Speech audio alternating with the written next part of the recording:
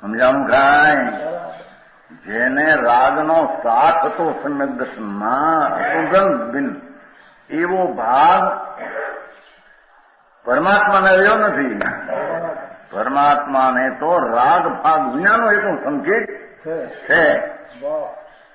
તેમને રાગ ભાવ રંચ માત્ર પણ નથી, તેથી સર્વથા બંધ નથી. ઓલાને સર્વથા બંધ છે, આને સર્વથા બંધ નથી. બે વાત લીધી.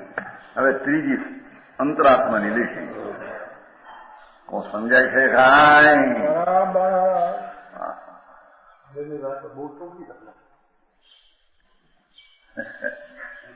મેં ટૂંકી આમાં ટૂંકી છે એટલે ટૂંકી એનો વિસ્તાર તો કર્યો નહીં બહિરાત્માનો. વસ્તુ સ્વભાવથી જે વસ્તુ બાહ્ય છે તેને પોતાના માનવી એવો જે કસાય ભાવ મિથ્યાત અને રાગ એ સર્વથા એકલો વિકાર છે એની પાસે. તે બહિરાત્માને એકલો બંધન છે, જરીએ અબંધ પરિણામ નથી. પરમાત્માને રાગ સાથનું સંકિત રહ્યું નથી.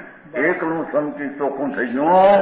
સંકિત તો ચોખ્ખું નીચે છે, પણ રાગનો સાથ છે એવું રહ્યું. એકલો સંકિત રહ્યું છે ને રાગ બિલકુલ છે, માટે તેને બિલકુલ બંધન છે નહીં. સમજાણું થાય?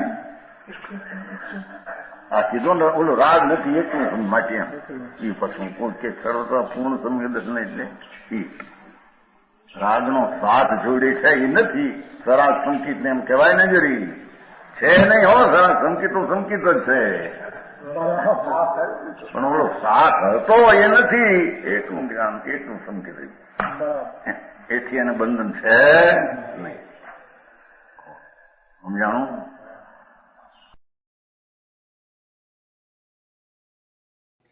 તથાપિ કહાનવાણીના અંકાયે મૂલ્યના કદી. તથાપિ માતવાણીના અંકાયે મૂલ્યના કદી. પરમ કૃપાળુ પૂજ્ય સદગુરુ દેવનો જય હો. પ્રસામૂર્તિ પૂજ્ય ભગવતી માતનો જય હો.